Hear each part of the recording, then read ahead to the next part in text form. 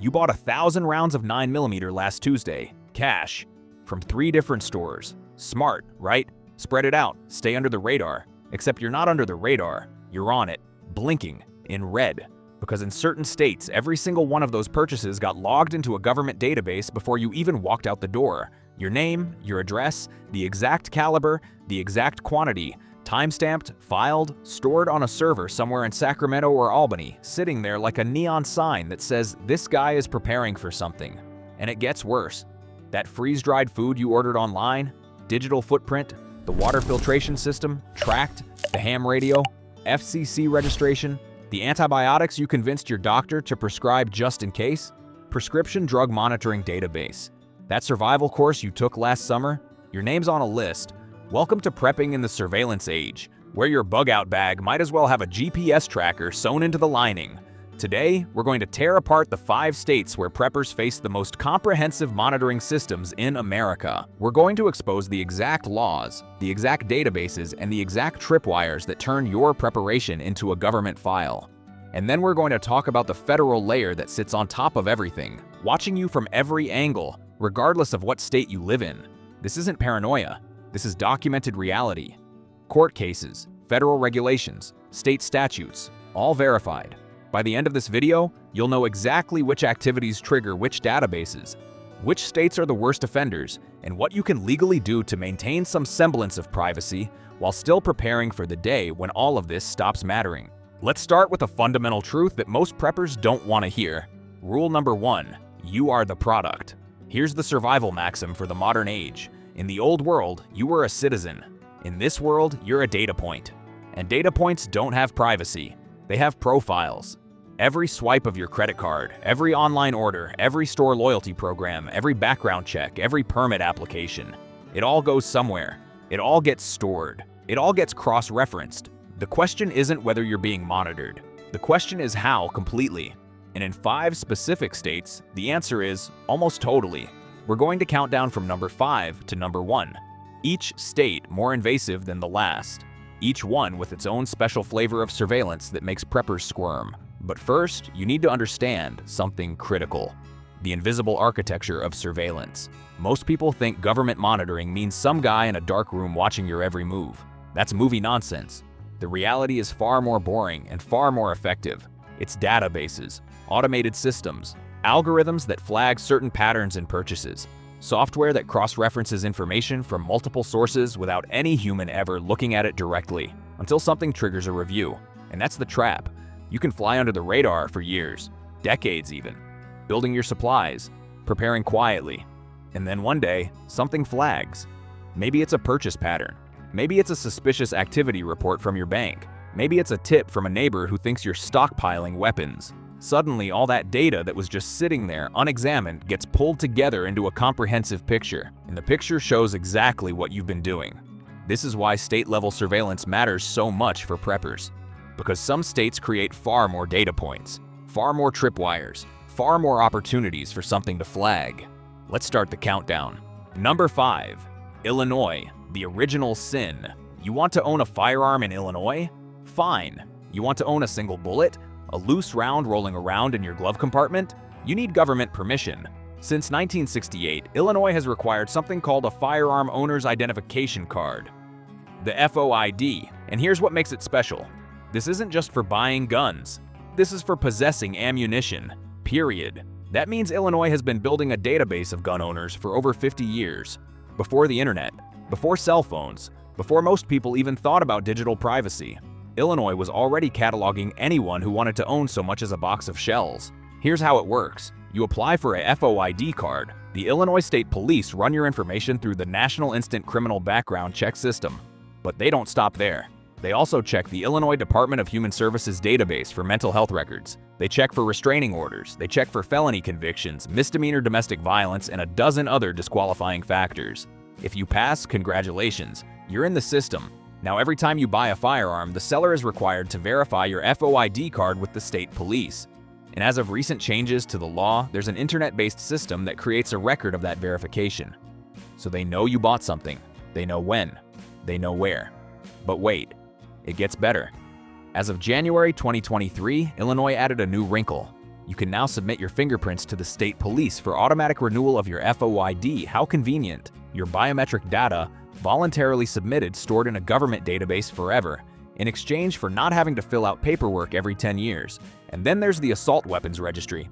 As of January 2024, anyone in Illinois who owns a firearm that the state classifies as an assault weapon was required to register it directly with the Illinois State Police.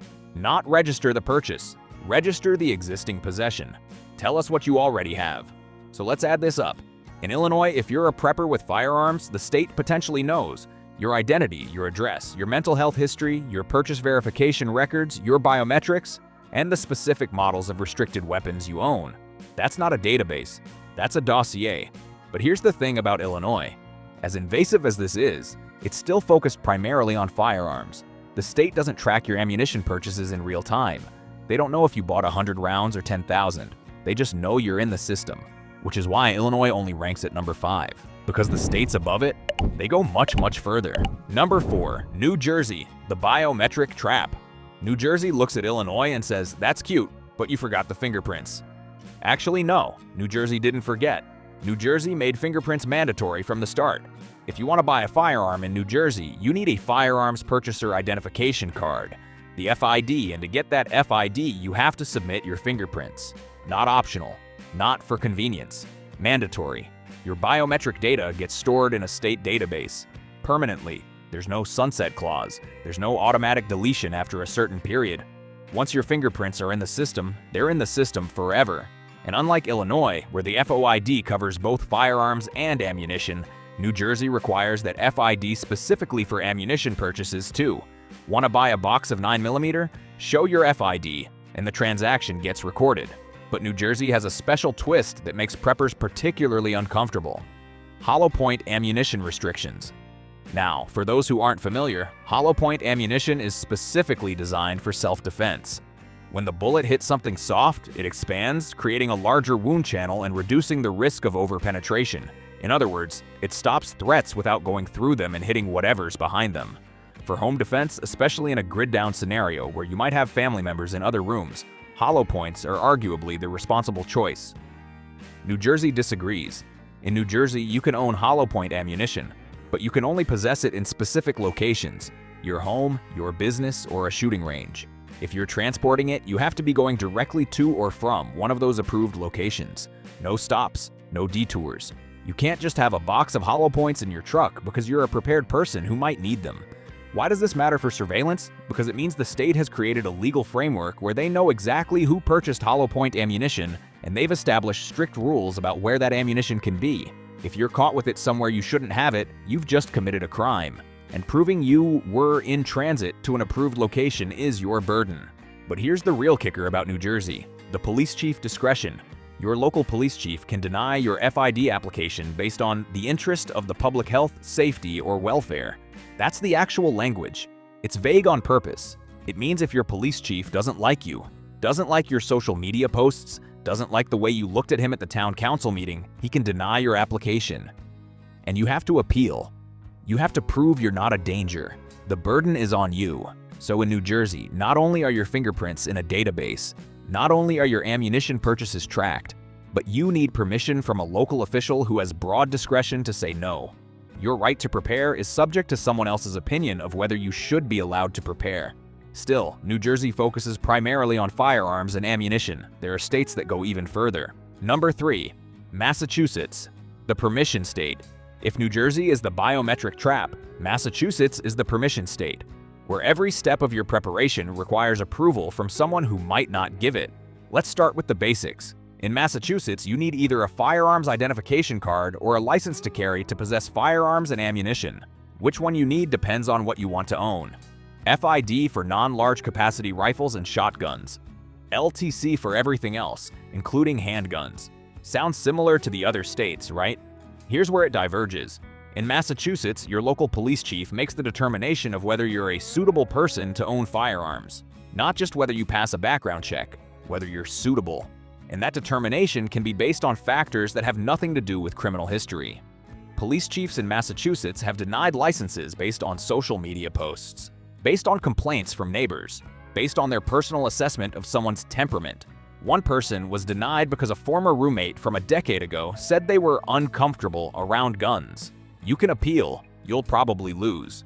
But here's where Massachusetts really earns its number 3 ranking: the registration requirement.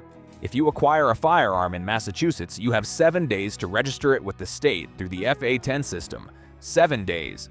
Not eventually. Not when you get around to it. 7 days or you're in violation of state law. This creates a comprehensive, real-time database of who owns what. Not just who bought what, but who currently possesses what. The state knows what's in your safe, updated within a week of any change. And as of July 2024, there's a new layer. Massachusetts now requires that ammunition purchases match calibers of firearms you've already registered with the state. Think about what that means. You can't buy 9mm ammunition unless you have a registered 9mm firearm. You can't stock up on a caliber you don't officially own. The state tracks your ammunition purchases and cross-references them against your firearm registry. If there's a mismatch, that's a red flag. Why is someone buying ammunition for a gun they don't have? Maybe you're buying it for a friend. Maybe you're planning to purchase a firearm in that caliber soon. Or maybe, from the state's perspective, you're doing something they should investigate. Massachusetts has essentially created a closed loop. They know what guns you have. They know what ammunition you're buying. They can verify that one matches the other. And any deviation from expected patterns becomes visible. For preppers, this is a nightmare scenario. You can't quietly stockpile. You can't build reserves in advance of future purchases. Everything has to match. Everything has to be registered, and everything is tracked in near real time. But we're only at number 3, because there are 2 states that take surveillance even further. A hard truth interlude, the myth of flying under the radar. Let's pause here for a reality check. Some of you are watching this and thinking, well, I don't live in those states. I'm fine. I can do whatever I want. And others are thinking, okay, but I can still be careful. I can still minimize my footprint. I can fly under the radar. Here's the brutal truth. The radar is bigger than you think. And it's not just state governments watching. Let's talk about what else creates a trail. Your bank. Every transaction you make with a debit card. Every check you write. Every wire transfer you send. It's all recorded.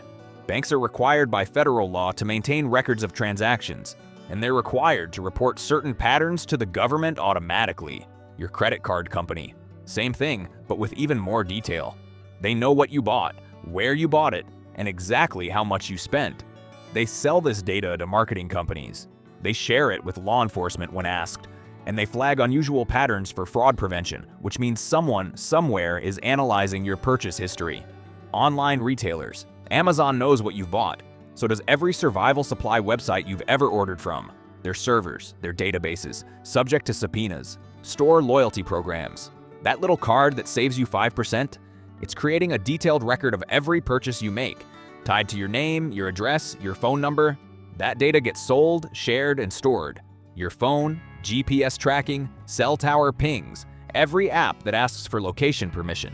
Your phone is a surveillance device that you voluntarily carry everywhere you go, and if it's near your other activities, it's creating a timeline of where you've been and when. Your internet service provider. They can see every website you visit, every video you watch, including this one.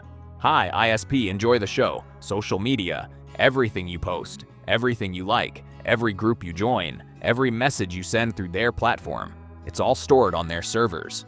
The point is this. Even in states with minimal firearms regulations, you're still creating a massive data trail through your normal activities.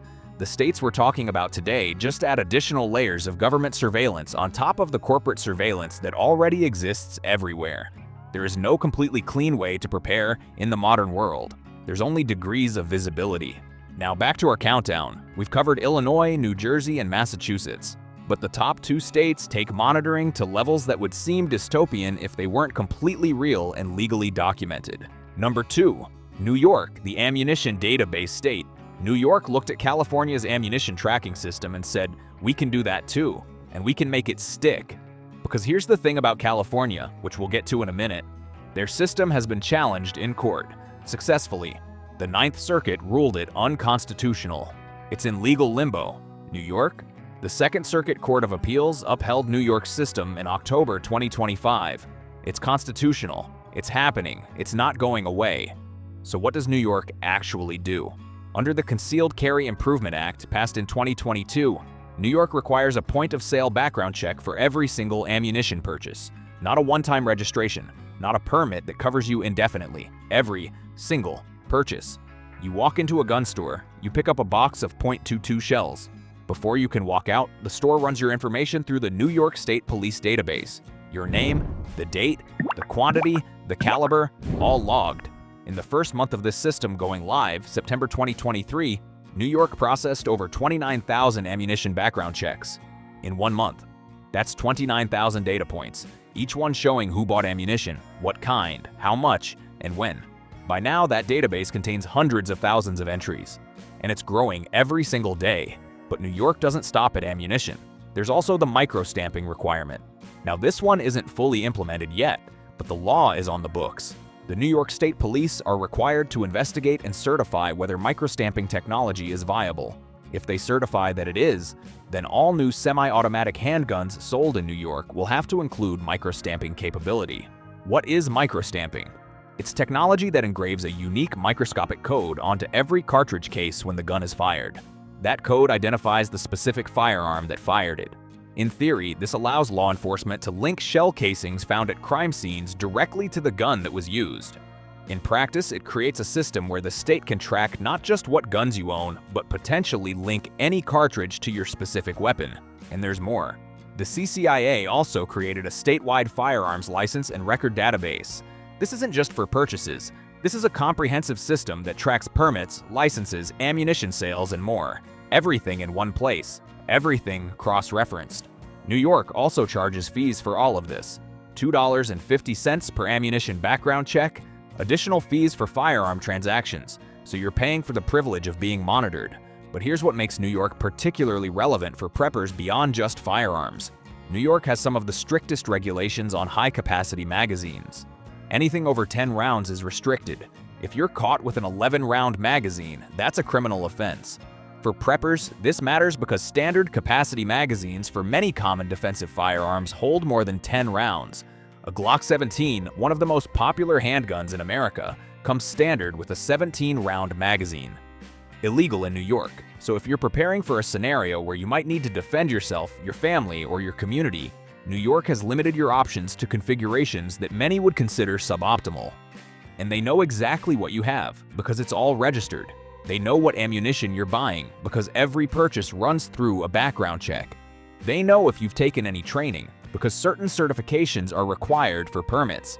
Your entire preparation profile is visible to the state. But New York still isn't number one. Because there's one state that has taken all of these concepts and pushed them further than anywhere else in America. Number 1. California. The surveillance laboratory. California doesn't just monitor preppers. California has built a comprehensive surveillance architecture that tracks every aspect of firearms ownership, ammunition purchases, and related activities with a level of detail that doesn't exist anywhere else in the democratic world. Let's break this down. In 2016, California voters passed Proposition 63. This ballot measure required background checks for ammunition purchases. The system went live in July 2019, and since then, every single ammunition purchase in California has been subject to state approval. Here's how it works. When you try to buy ammunition in California, your information gets run through 4 separate databases. Not 1, 4. First, your criminal history. Any felony convictions, any misdemeanor domestic violence, any violent offenses that would prohibit firearm ownership. Second, firearm prohibitions for mental health. California maintains a database of people who have been held for mental health evaluation, been deemed mentally incompetent, or otherwise flagged as prohibited persons due to mental health concerns. Third, restraining orders. Any domestic violence restraining orders, gun violence restraining orders, or similar protective orders that would prohibit firearms possession. Fourth, the wanted persons list. California checks whether you're currently wanted for any crimes. Your ammunition purchase runs through all 4 databases, in real time, every time you buy. And there are different levels of checks depending on your status. If you've recently purchased a firearm through a licensed dealer in California and passed that background check, you get the standard check. It costs $1. It takes a few minutes. They verify that you're in their system as someone who passed a background check. If you're not in their system, if your last firearm purchase was before 2014 for long guns or 1990 for handguns, then you need the basic ammunition eligibility check. That's a more thorough review. It costs $19, and you have to wait. maybe hours, maybe days. There's also a one-time eligibility check for people who only buy ammunition occasionally. Same $19 fee, same weight. And here's the kicker. The system has denied over 102,000 ammunition purchases since it went live. Over 100,000 denials. How many of those people were actually prohibited from owning firearms? According to California's own data, 758. That's a 99.26% false positive rate. The system isn't catching dangerous people. It's flagging law-abiding citizens due to database errors, name matches, or other glitches. But those law-abiding citizens still get denied. They still have their purchase blocked. They still have to go through an appeal process if they want to fight it. And all of that gets logged. California also prohibits bringing ammunition from other states. You can't just drive to Nevada, load up on ammo, and bring it back. If you acquire ammunition outside of California, you're required by law to have it shipped to a licensed California ammunition vendor. That vendor then runs the same background check and hands it over to you. Some vendors charge significant fees for this service, so you're paying for the privilege of having your out-of-state purchase documented and entered into the state system. And then there's the automated firearm system. California has been recording firearm purchases since 1990 for handguns and 2014 for long guns. That's decades of data. Every gun you've ever bought through a licensed dealer in California is in their database. The state knows what you own. The state knows what ammunition you're buying. The state can cross-reference the two. Just like Massachusetts, but with a much larger, much older, much more comprehensive system. Now here's the interesting part. In July 2025, a 3-judge panel of the Ninth Circuit Court of Appeals ruled that California's ammunition background check system is unconstitutional. They found that it violates the Second Amendment. They issued a permanent injunction against enforcing it. But California immediately appealed. They requested an en banc hearing, which means a larger panel of 11 judges will review the case. And under the rules of federal procedure, until that review is complete, the original law stays in effect. So as of right now, California's ammunition tracking is still operational. You still have to pass the background check. Your purchases are still being logged. The system continues to run. If the en banc panel upholds the lower court's ruling, everything could change.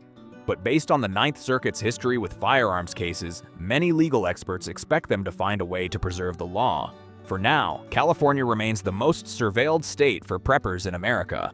But here's what makes California truly different from the other states we've discussed. It's not just about firearms. California has pioneered regulations that affect multiple aspects of preparedness. Their prescription drug monitoring program is among the most aggressive in the country. Their financial reporting requirements for businesses are stringent. Their regulation of private transactions extends into areas that other states leave alone. If you're a prepper in California, you're operating in an environment where the default assumption is oversight. The default assumption is that your activities should be tracked, monitored, and subject to state approval. And this brings us to something that affects preppers everywhere, regardless of state. The federal layer, Big Brother's basement. You can move to Wyoming. You can move to Montana, or Idaho, or Arizona. You can find a state with minimal firearms regulations, no ammunition tracking, and a general attitude of minding its own business. But you cannot escape the federal government. Because sitting underneath every state system is a federal layer of financial surveillance that applies everywhere. And for preppers, this layer can be just as revealing as any ammunition database. Let's talk about FinCEN. The Financial Crimes Enforcement Network is a bureau of the United States Treasury Department. Its job is to combat money laundering, terrorist financing, and other financial crimes. And one of its primary tools is mandatory reporting by financial institutions. Here's the rule that every prepper needs to understand. Any cash transaction over $10,000 triggers an automatic report. This is called a currency transaction report, or CTR. If you walk into a bank and deposit $11,000 in cash, the bank is required by law to file a report with FinCEN.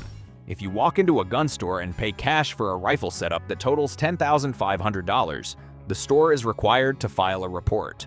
That report includes your name, your address, your social security number, and the nature of the transaction. It goes into a federal database. It sits there indefinitely. Fine, you say. I'll just keep my transactions under $10,000. Problem solved. Not so fast. There's another concept called structuring. Structuring is when you deliberately break up transactions to avoid the reporting threshold. If you deposit $9,000 on Monday and another $9,000 on Wednesday specifically to avoid the $10,000 reporting requirement, you've committed a federal crime, not the underlying activity. the avoidance of reporting, the intent to evade. And here's how they catch it. Banks are also required to file suspicious activity reports, or SARs. These have no dollar threshold. If a bank employee notices a pattern of transactions that seems designed to avoid reporting, they're required to file a SAR. If they see you making multiple cash deposits just under $10,000, that triggers a report, and you'll never know. Banks are prohibited from telling customers that a SAR has been filed. It goes into the system silently. There's also Form 8300. This is required for any business that receives more than $10,000 in cash for a single transaction or related transactions. Not just banks, any business, gun stores, survival supply companies, precious metals dealers, auto dealerships. If you pay them $10,000 or more in cash, they file a Form 8300 with the IRS. So let's say you're a prepper in Texas. No state ammunition tracking, minimal firearms regulations. But you decide to make a major purchase. A quality rifle, optics, accessories, and a few thousand rounds of ammunition. Total comes to $12,000. You pay cash because you prefer not to have a credit card record. Congratulations. You've just generated a Form 8300 filing. Your name, address, SSN, and the nature of your purchase are now in a federal database. Or let's say you're building up your food storage. You find a great deal on freeze-dried meals. You order $15,000 worth, paying over time, but eventually hitting that threshold. If the company tracks related transactions, that triggers reporting. The federal government may not know that you bought ammunition in Texas, but they might know that you spent $15,000 at a survival supply company. They might know that you paid cash for precious metals. They might know that you made a series of transactions at gun stores that add up to a concerning pattern. This is the invisible layer that most preppers don't think about. The financial surveillance that exists everywhere, all the time, regardless of what state you live in. The digital dimension, your shadow file. We've talked about state databases. We've talked about federal financial reporting. But there's a third layer that's arguably the most comprehensive of all, your digital footprint. Every time you order something online, you create a record. Amazon knows what you've bought. So does Emergency Essentials. So does Palmetto State Armory. So does every survival company with a website. These aren't government databases. They're corporate databases. But they're subject to subpoenas. They're subject to data breaches. They're subject to being sold to data brokers who aggregate information from multiple sources. And they're incredibly detailed. A sophisticated data broker can build a profile of you based on your online purchases, your browsing history, your social media activity, and 100 other data points. They know you bought water filters. They know you bought a solar generator. They know you've been researching bug-out locations in rural Montana. They know you watched this video. That profile might never be accessed by the government, or it might be purchased by a law enforcement agency conducting an investigation. There's a whole industry of companies that collect consumer data and sell it to government agencies without requiring a warrant. And then there's social media. If you've ever posted about preparedness, if you've ever joined a prepper group on Facebook, if you've ever commented on a survival-related post, that information is stored on servers owned by companies that cooperate with law enforcement requests. But I use a fake name, you say. I have a burner account. Those accounts are tied to IP addresses. Those IP addresses are tied to your internet service provider. That ISP has your real information. The digital dimension is vast and interconnected in ways that most people don't understand. And for preppers, it creates a shadow file that exists parallel to any official government database. The medical surveillance, your prescription profile. Here's one that many preppers don't think about. Prescription drug monitoring. Almost every state in America now has a prescription drug monitoring program, or PDMP. These programs track controlled substance prescriptions to prevent doctor shopping and drug abuse. And they're far more comprehensive than most people realize. If you've gotten a prescription for antibiotics just in case, if you've stockpiled pain medication for emergency medical situations, if you've asked your doctor for certain medications in quantities that seem unusual, there's a chance that information is in your state's PDMP. Healthcare providers are required to check these databases before prescribing certain medications. And in many states, law enforcement has access to the data without a warrant. For preppers, this creates a potential flag. If you're requesting medications that suggest you're building a medical kit for scenarios beyond normal daily use that could be visible, it probably isn't being actively monitored, but it exists. And if someone decides to look, it's there. The training trail, your skills on file. One more category that people forget about: training. If you've taken a concealed carry course, your name is on a list. If you've attended a tactical shooting class, the company probably has your information. If you've done wilderness survival training, emergency medical certification, or any kind of formal preparedness education, someone has a record. Some of this is required by law. Certain certifications need to be registered. Concealed carry permits obviously involve government approval. But even private training creates records. Companies keep customer databases. Credit card companies see the transactions. And if you ever become a person of interest for any reason, investigators can subpoena those records. Your skills development, your training investments, your efforts to become a more capable person in a crisis, all of it creates a paper trail. The privacy playbook, what you can actually do. So after all of this, what's the answer? How do you prepare while minimizing your footprint? Let me be clear, I'm not going to tell you how to evade laws or avoid legitimate reporting requirements. That would be illegal, and more importantly, it would be stupid. The penalties for structuring, for example, include prison time. Not worth it. But there are legal strategies that reduce your visibility. First, consider your geography. If you have the flexibility to relocate, states like Wyoming, Idaho, Montana, and Arizona have minimal state-level surveillance of preparedness activities. No ammunition background checks, no firearm registration, less regulatory infrastructure overall. You'll still be subject to federal reporting, but you'll avoid the state-level databases that exist in California, New York, and the others we've discussed. Second, diversify your purchases. When everything comes from one vendor, that vendor has a comprehensive picture of your preparations. When you spread purchases across multiple sources, no single entity has the full picture. This isn't evasion. This is just not putting all your eggs in one basket. Third, focus on preparations that don't trigger databases. Food, water, medical supplies, skills, knowledge, hand tools, gardening equipment, renewable energy systems. None of these things require background checks. None of them generate automatic government reports. You can build substantial resilience without ever triggering any of the surveillance systems we've discussed. Fourth, understand the thresholds. Staying under $10,000 for individual cash transactions isn't illegal. What's illegal is deliberately breaking up a single transaction to avoid reporting. If your natural purchasing pattern involves multiple smaller acquisitions over time, that's fine. If you're artificially splitting what would otherwise be a single purchase, that's structuring. Fifth, think long-term. The preppers who get flagged are often the ones who go from zero to maximum in a short period. Someone who suddenly buys $20,000 of supplies in a month looks different from someone who has been steadily building for years. Patience is privacy. Sixth, minimize digital footprint where practical. Use cash for local purchases. Be thoughtful about what you post online. Consider whether every purchase needs to be made through an account that's tied to your real identity.